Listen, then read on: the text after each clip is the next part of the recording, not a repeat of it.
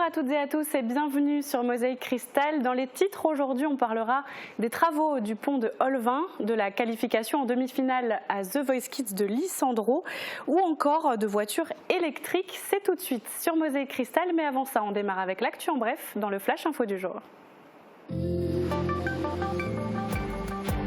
Le pont du Mutterbar, qui relie Olvin à son annexe Irbach, a été déconstruit à cause de défauts importants rendant sa rénovation impossible. L'ouvrage, qui datait de 1955, a été découpé en 6 parties, enlevé progressivement à l'aide d'une grue. Un nouveau pont sera reconstruit et prendra sa place. La centrale photovoltaïque du Terril-Vendel a officiellement été mise en service ce vendredi 25 septembre. Les 44 350 modules installés sur 23 hectares permettront l'alimentation électrique de près de 7 600 habitants sur une année. La Foire internationale de Metz est attendue chaque année par de nombreux habitués. Elle a lieu en ce moment et cette 85e édition est un peu particulière compte tenu de la crise sanitaire actuelle. De nombreuses mesures ont été mises en place et permettent d'accueillir les visiteurs dans les meilleures conditions. L'arrivée des voitures électriques demande aux garagistes des investissements nouveaux. Des bornes de rechargement, du nouveau matériel pour les interventions et un équipement de protection pour les salariés sont nécessaires. Ils doivent s'adapter, former le personnel et passer une certification pour recevoir et entretenir ce type de véhicule. Le club de foot d'Arène Étain-Schmidwiller a été contraint de reporter les matchs du week-end passé suite à un cas de Covid-19 qui a été détecté au sein de son effectif. Les rencontres qui étaient prévues seront rejouées à une date ultérieure. Le prochain match prévu en Coupe de France contre Algrange dimanche prochain est encore incertain.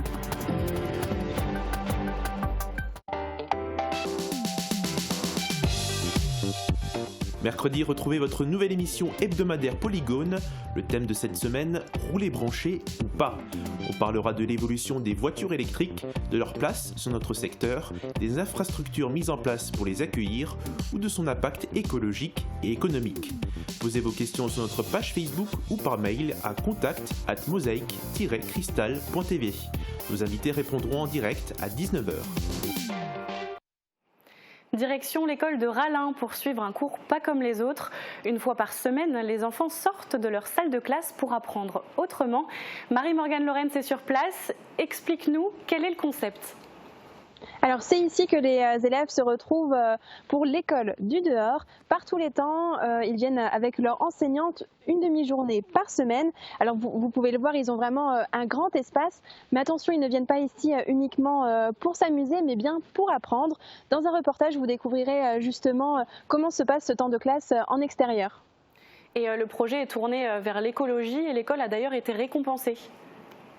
Tout à fait, l'établissement a obtenu le label Éco-École. Alors par exemple, les enfants ont accès à un coin nature dans leur cours de récréation. Ils peuvent y accéder à des plantes pour préparer leur petite infusion. Je rejoindrai tout à l'heure Agnès Gilbert, enseignante de l'école primaire, pour en savoir plus sur toutes ces initiatives. Merci Marie-Morgane et merci à David pour le cadrage. On vous retrouve juste après. Continental Sarreguemines retient son souffle. Le groupe a annoncé la suppression de 30 000 emplois dans le monde. L'usine de Sarreguemines n'est pour le moment pas concernée par cette réorganisation. On fait le point en images. Réorganisation mondiale pour Continental. Le programme décennal de transformation structurelle entamé l'an dernier va prendre de l'ampleur. Le géant du pneu, qui emploie 232 000 personnes dans le monde, a sérieusement revu à la hausse le nombre de suppressions d'emplois.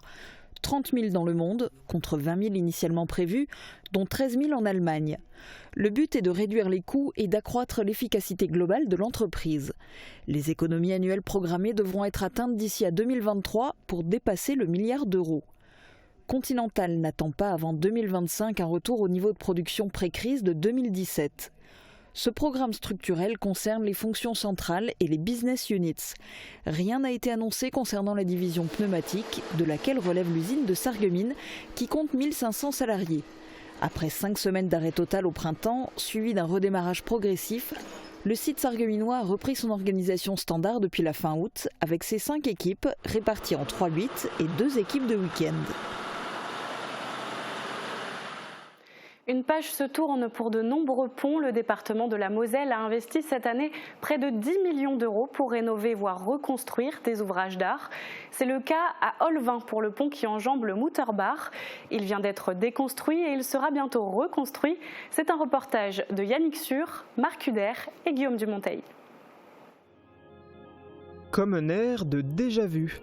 Après le pont de Rech à Sarralbe, les employés de l'entreprise de Mathieu Bar se sont occupés du pont du Mutterbach, du nom du ruisseau situé à cet endroit, entre Olvin et son annexe Irbach. Cet ouvrage d'art avait été construit en 1955 et il présentait des défauts importants rendant impossible sa rénovation, en raison des fissures, de l'altération du béton et de la présence de corrosion au niveau des armatures en acier. Il a été décidé, purement et simplement, de le déconstruire et de le reconstruire. L'ouvrage a été découpé en 6 parties, enlevées progressivement à l'aide d'une grue. Une opération spectaculaire que l'on observe encore mieux depuis les airs.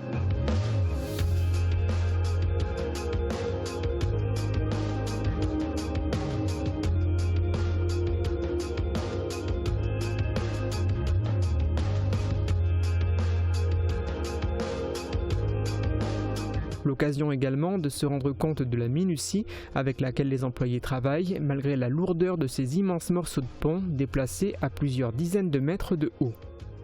Pour limiter les impacts sur l'environnement, le béton et la ferraille seront séparés pour être recyclés.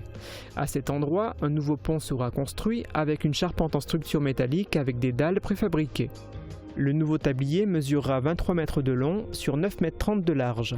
2 trottoirs de 80 cm et 1,50 m seront construits de part et d'autre du pont. A noter que l'ouvrage de la ligne Maginot Aquatique, situé à proximité, va également connaître un petit coup de neuf. Il va bénéficier d'une remise en peinture et d'un nouveau platelage métallique. Durant la durée des travaux de déconstruction et de reconstruction du pont, différentes déviations sont mises en place. Les travaux devraient se terminer à la fin du mois de mai si la météo le permet. Le montant du chantier est proche d'1 600 000 €, financé par le département de la Moselle. Vendredi, la centrale photovoltaïque du Terril-Vendel a été officiellement mise en service par les maires de Forbach et Petite-Rosselle, ainsi que le député Christophe Arendt. C'est l'aboutissement de 10 mois de travaux. Les 44 350 modules du parc solaire produiront de l'énergie propre pour l'équivalent de la consommation électrique annuelle de plus de 2600 personnes. C'est un reportage de Margot Bianco pour TV8. C'est officiel. Après plus de 10 années à se concrétiser, la centrale photovoltaïque du Terril-Vendel est officiellement en service depuis ce vendredi 25 septembre. Ainsi, les 44 350 modules installés sur 23 hectares vont permettre l'alimentation électrique de près de 7 600 habitants sur une année. Une énergie propre créée au sein du territoire et au bénéfice de ses habitants. Véritable fil conducteur de cette réalisation, l'éco-responsabilité. En effet, le Terril-Vendel n'a pas été choisi au hasard puisque cette ancienne friche minière devenue inexploitable a totalement été revalorisée grâce à ce parc solaire. C'est capital. Pourquoi ? Parce qu'il faut que nous fassions cette transition énergétique. Il y a 2 manières de la faire. Ou nous installons ce type d'usine de panneaux photovoltaïques sur des endroits dont nous ne pourrions rien faire d'autre, puisque un terril c'est stérile par définition, ou nous nous amusons à installer des éoliennes et des parcs photovoltaïques au détriment de la biodiversité, au détriment de la forêt ou sur des terres agricoles. Alors je pense que chacun sera d'accord avec moi pour dire que le mieux c'est quand même de valoriser ces sites historiques, ces friches, pour que nous puissions de l'autre côté maintenir et les arbres, et les animaux, et les terres agricoles. En effet, la revalorisation du site ne s'est pas décidée en un jour, en partie à cause de la difficulté de prendre en compte la présence d'espèces rares sur place. Si les industriels n'avaient pas pris d'engagement pour maintenir cette espèce du crapaud vert avec une installation au milieu d'une mare pour le crapaud vert, le projet ne se serait pas fait.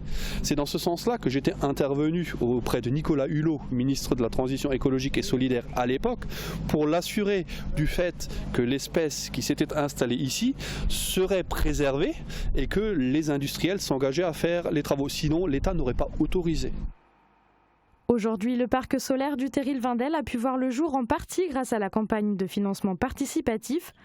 395 160 € ont été récoltés de la part de 123 investisseurs issus de la Moselle, du Bas-Rhin et de la Meurthe-et-Moselle, du particulier en passant par les collectivités. On ne peut que être satisfait et anticiper ces projets pour que la population s'investisse dans les réalisations qui, je pense qu'on est tous concernés par notre planète et on est tous concernés par les nouvelles énergies propres pour pallier à nos besoins quotidiens d'électricité et autres. Il y a une exemplarité dans ce projet-là et si tous nos projets étaient conduits de cette manière-là, on s'en porterait bien mieux. Sur le même modèle et toujours avec l'impulsion de la société allemande Montagne Solar qui reconvertit les anciens sites miniers en centrales photovoltaïques, un second parc solaire verra le jour sur la commune de Petite-Rosselle en 2021, tout comme à Diesen-Porcelette, toujours sur le schéma de l'investissement participatif. L'école du dehors, une nouvelle manière d'apprendre. Depuis 3 ans maintenant, l'école de Rallin propose cette sortie hebdomadaire aux élèves de maternelle et de primaire. Reportage de Marie-Morgane Lorenz et David Orès. Tu dois en avoir combien? 11. On fait chauffer l'eau, on prépare les gobelets et on enfile ses bottes de pluie. Une fois par semaine, tout au long de l'année, les élèves d'une classe de primaire et d'une classe de maternelle de Rallin sortent de leur établissement pour apprendre autrement. Avec leur enseignante, ils gravissent la petite côte pour arriver dans ce grand espace de verdure. Déjà sur le chemin, on en profite pour revoir sa géométrie. Un CP peut-être qui peut me montrer un triangle. Allez, vas-y. Vas-y, fais le tour avec ton doigt. Cours de sciences, exercices de vocabulaire, apprentissage des mathématiques, ils y poursuivent leur apprentissage avec des ressources inépuisables. On n'est plus sur la feuille, c'est concret. On leur propose des actions concrètes, chercher des fruits. Un rendez-vous hebdomadaire que les enfants attendent avec impatience. On voit la nature et comme ça on prend un peu l'air. On apprend et on fait des jeux. On essaye de trouver des trucs rugueux. On va mettre dans cette partie du gâteau ce qui est rugueux. Ce matin, la classe de maternelle s'est rendue au verger pour découvrir les différents fruits. Des couecs. Des couecs, où on peut trouver des couecs? Des houlards, super. L'école du dehors les sensibilise également à la biodiversité, au respect de la nature. Cela fait 3 ans que ce projet d'école du dehors est mis en place à Rallin. J'ai choisi de faire ça pour que les enfants soient plus près de la nature, qu'ils interagissent plus, qu'ils soient acteurs de leurs apprentissages. Une initiative qui s'étend encore au sein de l'établissement, qui a bénéficié du label Éco-École.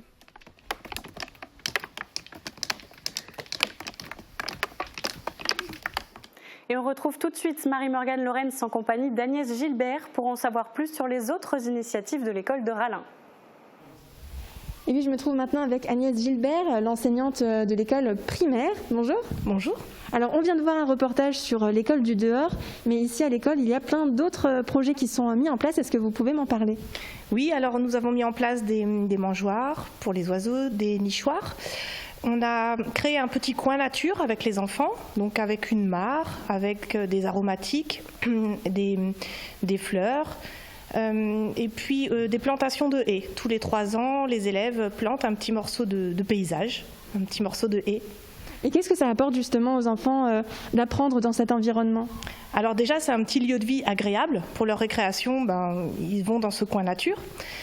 Et c'est aussi une ressource pédagogique immense, puisque plutôt que d'apprendre dans des livres, ils vont voir au bord de la mare la libellule sortir de sa chrysalide, de son exuvie, ou alors les bourdons, l'évolution des végétaux. Rien de mieux que de les apprendre dans le jardin plutôt que dans un livre. Est-ce que vous avez d'autres projets dans ce sens à venir? Oui, alors cette année, nous allons travailler sur les abeilles. Donc je pense qu'on va faire des abris pour aider les abeilles solitaires et pour sensibiliser les enfants aux abeilles qui, comme on le sait, est une espèce qui est en voie de disparition. Et justement, pour récompenser tous ces projets, l'école de Rallin a obtenu le label Éco-École. La pose du drapeau aura d'ailleurs lieu le 16 octobre prochain. On fait tout de suite une courte pause, on se retrouve juste après la météo. À tout de suite. La météo vous est présentée par le Crédit Mutuel. Une banque qui appartient à ses clients, ça change tout. Qu'il vente, pleuve, fasse froid ou chaud, une maison isolée par Moder Habitat reste agréable et saine au fil des saisons.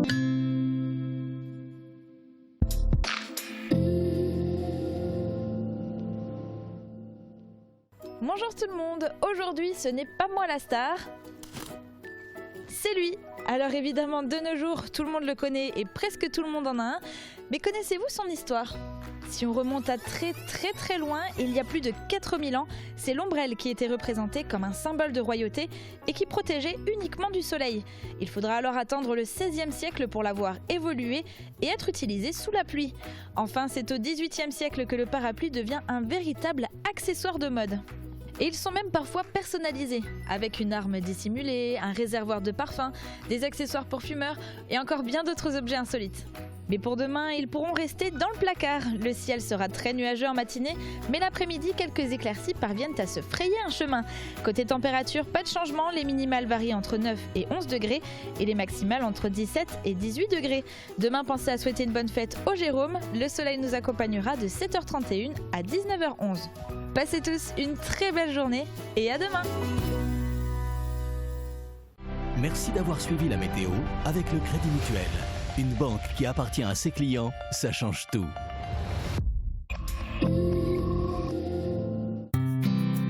Un décor cosy et chaleureux, une équipe sympathique, une cuisine faite de produits frais, une vue magnifique sur le golfe de Sarreguemines. Le Green, le restaurant qui ne manquera pas de vous séduire. L'association Cassin vous présente la nouvelle saison culturelle au Pays de Beach. Rendez-vous avec l'humour de la Bajon et les quinquas nerveux, de la country et du jazz, de la soul, mais aussi Gauvincer, Soldat Louis et Selkilt. Plus d'informations sur le site www.cc-paysdebeach.fr. Pour la rentrée, AVS Médical vous offre le plein de confort. Retrouvez des jambes légères avec les semelles Vénopède par Sigvaris. Composées d'une couche en mousse à mémoire de forme, assurant un confort absolu, d'une couche en microfibres antibactériennes et d'une couche en latex qui limite les mauvaises odeurs, elles seront votre allié parfait en toute saison. En plus, profitez d'une réduction de moins 20% jusqu'au 31 octobre. AVS Santé, notre métier, vous accompagner.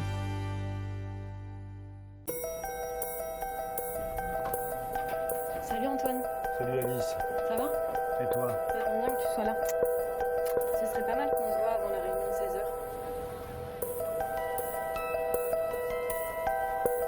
Ça va toi? Vas-y, bisous, je te laisse. Tiens, laisse-moi parler. Laisse-moi parler. Pourquoi je te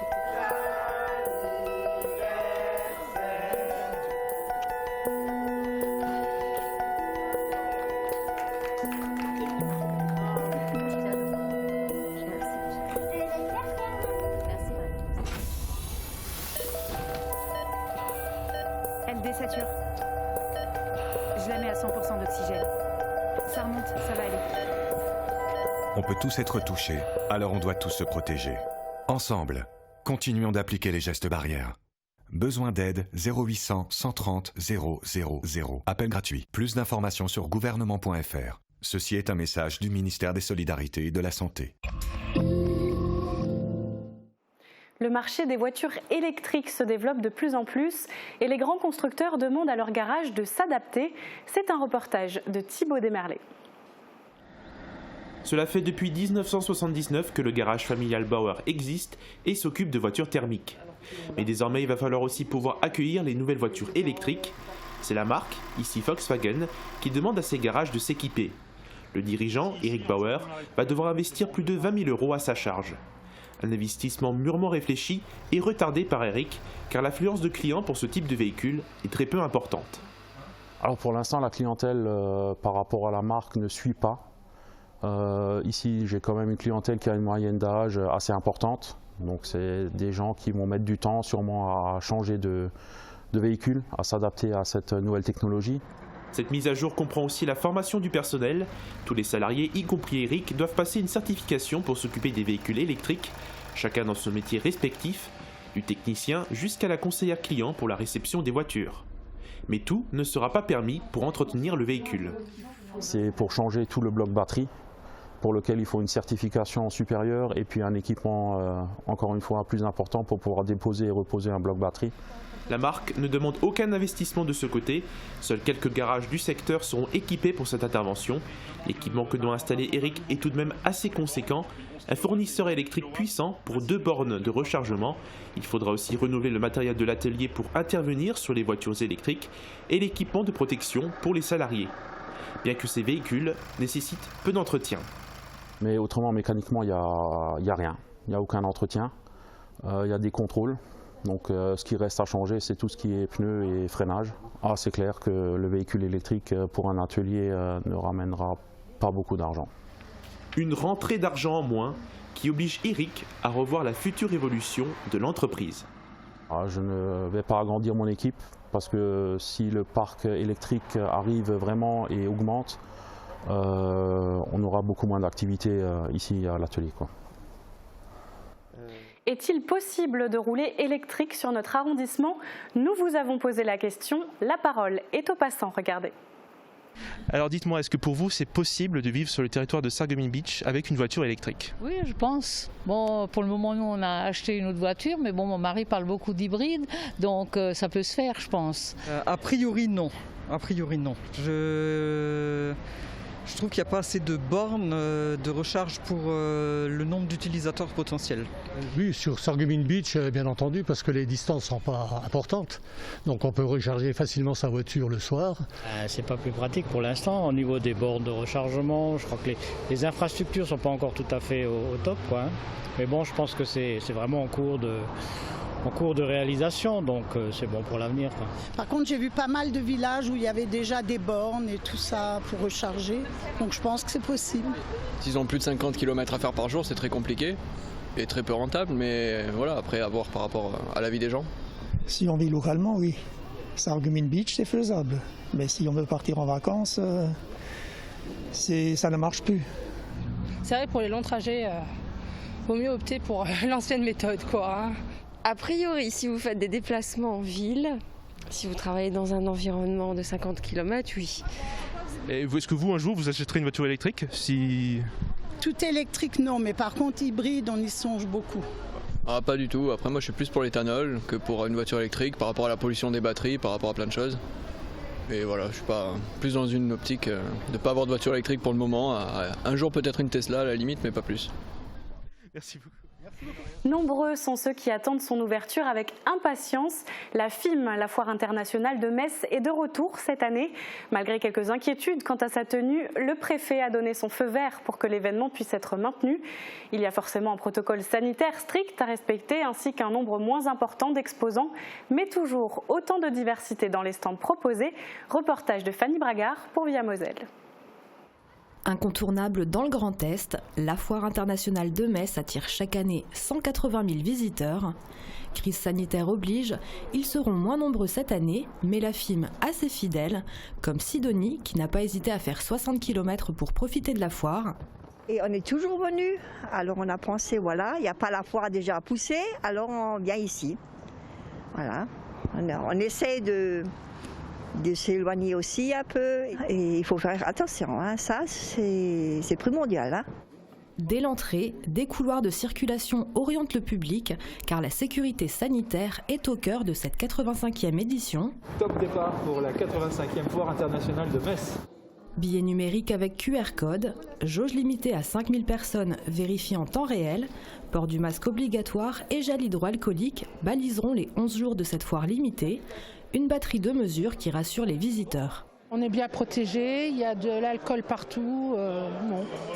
Non, je ne suis pas une personne très anxieuse. Ce qui doit arriver arrivera. Si les allées ne sont pas bondées en ce premier vendredi, derrière les étals, les 320 exposants présents se montrent optimistes. Il y a un petit peu de monde, ça commence à arriver tranquillement. Je suis vraiment pas inquiet. Les clients vont venir à la foire de Metz, j'en suis persuadé. Il y aura certainement un peu moins de monde, bien évidemment, mais non, je suis confiant. C'est un peu comme jouer au casino, c'est soit on joue sur le rouge ou sur le noir, après on verra bien, mais après faut être motivé, faut y croire, sinon je serai pas là. Synonyme de reprise économique, cette FIM était espérée par tous les élus du territoire. Ce qui est déjà important, c'est que la FIM ait lieu, que la foire internationale de Metz tienne son salon. Je crois que c'était indispensable pour à la fois mettre en valeur l'économie, l'artisanat, le commerce, l'agriculture, le tourisme.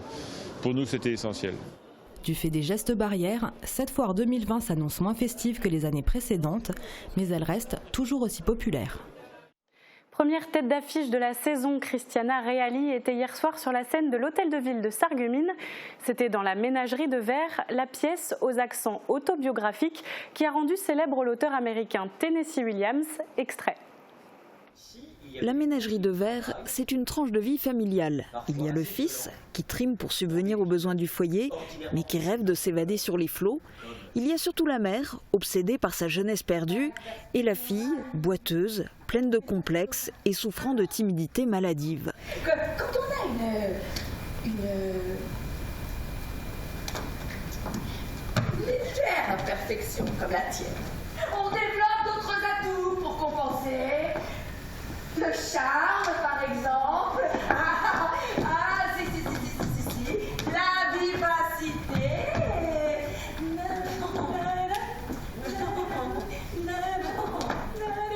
Oui, le charme. C'est ça qu'il faut que tu fasses. Une chose que ton père avait à revendre, Laura. Un charme et surtout une performance de comédienne qui ont permis à Ophélia Kolb de décrocher le Molière de la meilleure comédienne dans un second rôle. L'aventure continue pour le jeune chanteur de Tédin, Lisandro Formica, dans l'émission The Voice Kids. Samedi soir, il s'est qualifié pour la demi-finale à l'issue de la deuxième soirée de battle. Retour sur un joli parcours qui, on l'espère, ne s'arrêtera pas là.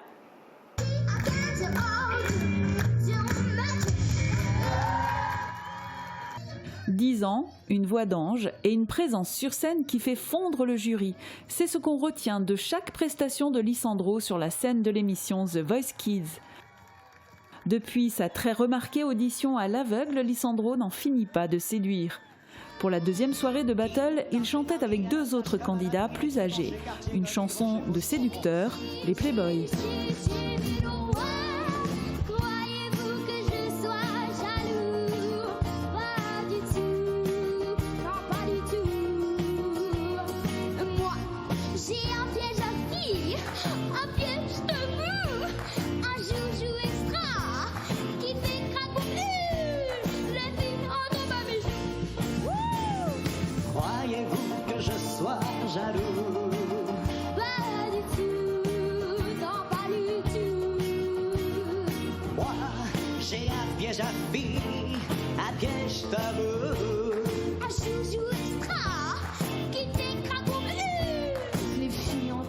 Et c'est Lisandro qui remporte la place en demi-finale, un parcours sans faute dont sa famille et sa prof de chant sont très fiers. Alors pour moi, c'est vrai que c'était une bonne surprise de voir que ça s'est passé comme ça pour Lisandro au battle, parce qu'on a bossé la chanson en cours. Et c'est vrai que quand je le vois sur scène, c'est vraiment un autre jeune homme. Donc voilà, il s'est donné à fond et puis ça a porté ses fruits.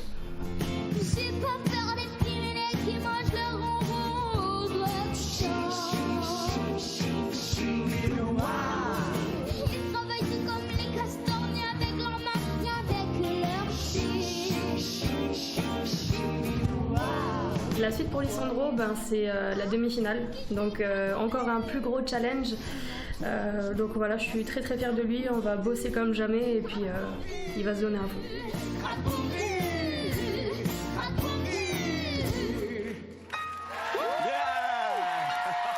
Encore.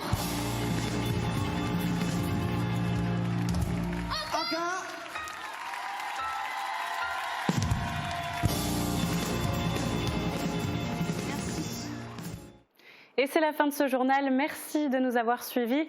Vous pourrez retrouver nos reportages sur notre site internet ainsi que sur notre page Facebook. N'hésitez pas à liker, commenter et partager. Très bonne journée à tous et à demain.